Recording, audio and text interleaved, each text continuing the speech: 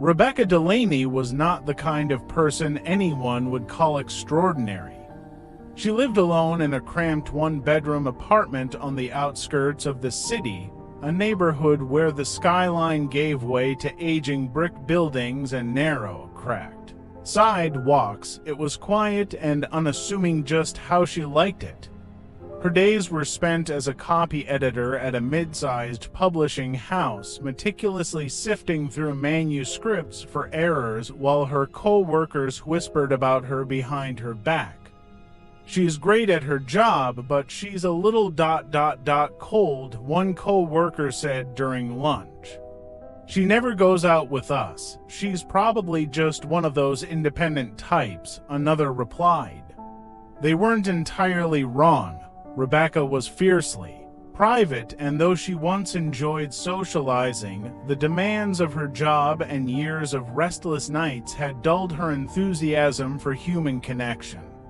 Her small circle of college friends had drifted away, their lives swallowed by marriages, children, and promotions. Even Natalie, her younger sister and closest confidant, rarely saw her anymore.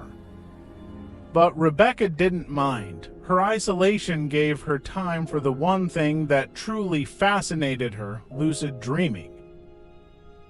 For as long as she could remember, Rebecca had suffered from insomnia. Her nights were plagued by endless tossing and turning, her mind churning through thoughts she couldn't quiet.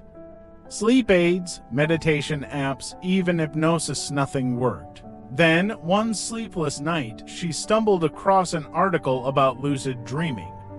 The idea of controlling her dreams, of turning her subconscious into a playground, was irresistible. At first, her efforts were clumsy, limited to fleeting moments of awareness, realizing she was dreaming, making the sky change color, or conjuring small objects. But the more she practiced, the better she became. Within weeks, she was crafting entire worlds, sprawling landscapes, intricate buildings, and dream characters who seemed to have minds of their own. In her dreams, Rebecca wasn't a quiet, forgettable woman living alone. She was a creator, a goddess. Her obsession grew quickly. Rebecca began keeping a dream journal, filling pages with vivid descriptions of her nightly adventures. Her apartment became cluttered with books on dream psychology, neuroscience, and mysticism. Sticky notes filled with cryptic phrases, shadows at the edges, conscious manifestations, lined her walls, mirrors, and even her fridge. She even withdrew from work, zoning out during meetings and offering only vague responses when asked questions. Her growing detachment didn't go unnoticed. "Becca," Natalie said during one of their increasingly rare phone calls, "you're withdrawing. I barely hear from you anymore." "I'm just busy," Rebecca replied. "Work's been insane lately." "It's not just work," Natalie pressed. "You sound distant, like you're not even here half the time." Rebecca laughed it off, but Natalie's words lingered. She was distant. The more she explored her dreams, the more waking life seemed dull, a gray haze compared to the vibrant, surreal worlds she created at night. Then came the shadows. At first, they were faint, lingering at the edges of her dreams like dark smudges on the periphery of her vision. But they became bolder, more defined, taking on vague humanoid shapes with glowing, slit-like eyes. They never spoke, never approached, but Rebecca could feel their presence like a weight pressing against her chest. She tried to rationalize them. They were just fragments of her subconscious, she told herself, projections of fears she hadn't yet addressed, but deep down, she knew they were something more. One night, after a particularly vivid dream of standing in a city of shifting spires beneath a black sun, Rebecca woke with a lingering unease. Her apartment felt wrong, darker, heavier. She noticed her reflection in the bathroom mirror didn't quite match her movements, lagging just a fraction of a second behind. It was then she found the forum. The forum was buried deep in the recesses of the internet, a dark, obscure corner populated by advanced lucid dreamers who spoke in cryptic riddles about deep dreaming and the source. One user, Somnus, stood out. His posts described techniques for diving into sub-dreams, layers of the subconscious where the boundaries of reality blurred. The deeper you go, the closer you come to the source, one of his posts read. But beware, the dream shapes you as much as you shape it. Intrigued, Rebecca began experimenting with Somnus's methods. She learned to focus on reflective surfaces within her dreams, mirrors, still water, polished metal to pierce through to deeper layers. Each descent brought her to increasingly alien worlds, cities with impossible geometry, skies that pulsed with unfamiliar colors, and landscapes that whispered ancient truths. But as she ventured deeper, the shadows grew bolder. She could hear their whispers now, unintelligible but urgent. And one night, standing before a cracked mirror in a dream, she heard a voice not her own say, "You seek what you cannot grasp. Will you continue?" She reached out and touched the mirror. When Natalie arrived at Rebecca's apartment 2 days later, she was worried. Rebecca hadn't answered her calls, and Natalie's gut told her something was wrong. She found the door unlocked, the apartment dark and stifling. "Becca," Natalie called out. She found her sister in the bedroom, lying on the bed, her body unnaturally still. Rebecca's chest rose and fell in shallow breaths, her face pale, her hands twitching. Natalie shook her gently. "Wake up. What's going on?" Rebecca didn't respond. Her eyelids fluttered and her lips moved, forming words too faint to hear. The air in the room felt wrong, thick and oppressive. Natalie noticed the mirror on the wall, its surface cracked and oozing a dark, viscous liquid. As she stared, she saw her own reflection ripple, distorting as though the glass were alive. "Rebecca, wake up," Natalie cried, shaking her harder. Rebecca's eyes snapped open. They weren't her eyes. They were black voids, endless and consuming.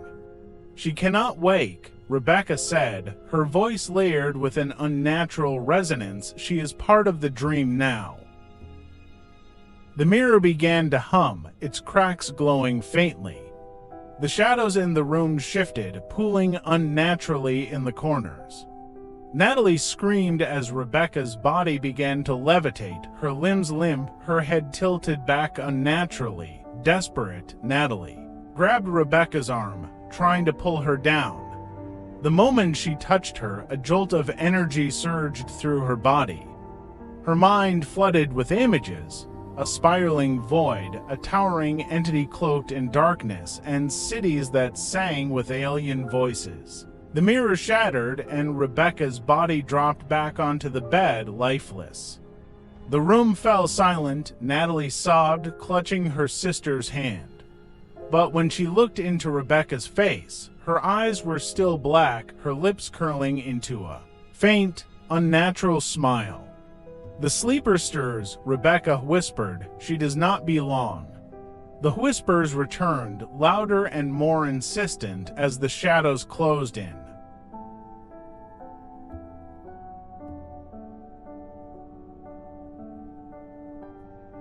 Makora's final words, the tale of Rith'Kal. Ah, dear listener, you have followed me into the shadows of Rebecca Delaney's tragedy and the mysteries of the dreamscape. But let me now tell you of the one who waits in the corners of dreams, hidden in darkness yet always watching.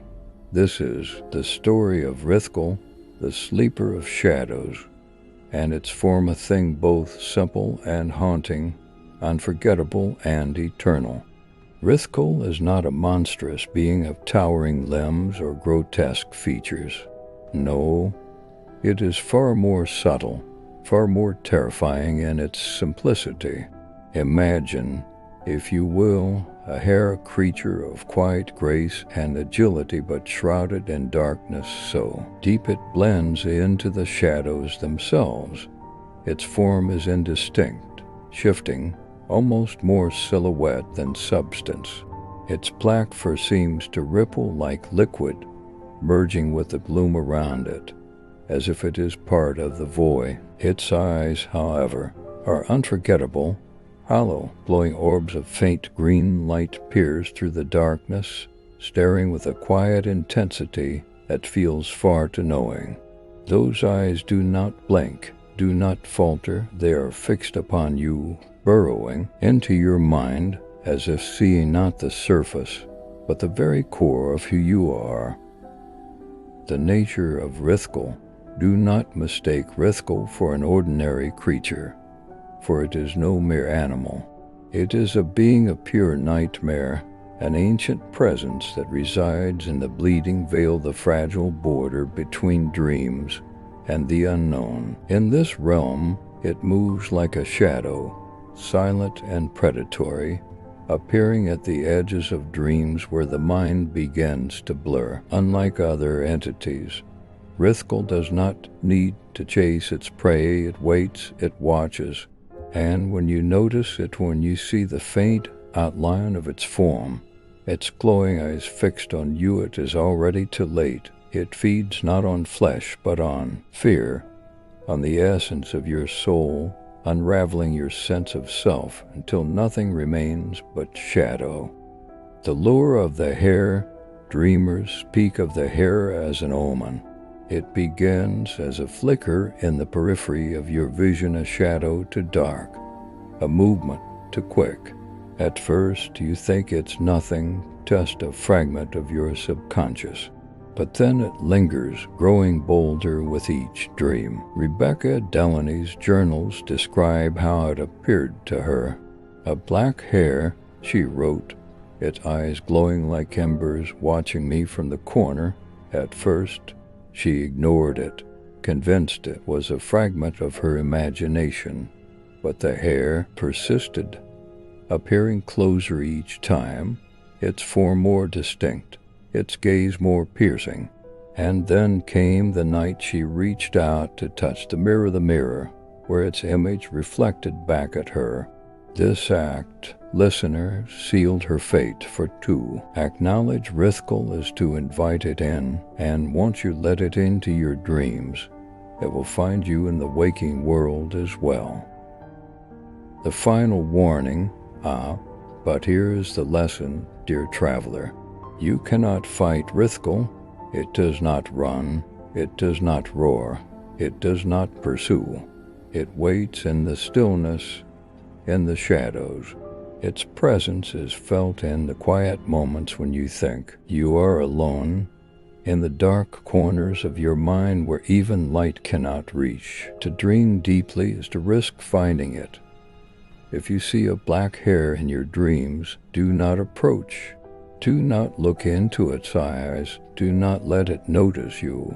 For once it does, the line between dreams and reality will dissolve, and you will be drawn into its void. Let Rebecca's story be a warning. Her curiosity was her downfall, her arrogance her undoing. If you sense the hare lurking, wake yourself. Do not linger, do not explore, and most of all, do not acknowledge it. And so, listener, I leave you with this. Beware the shadows in your dreams. Not all creatures are born of flesh and blood. Some are born of fear and silence. And Rith'Kal, the black hare of shadows, is always waiting for a stray glance, a curious mind, a touch too far. Thank you for walking with me into the unknown. May your dreams remain your own, and may the hare never find you. Until next time, traveler, this has been your guide, Makoya.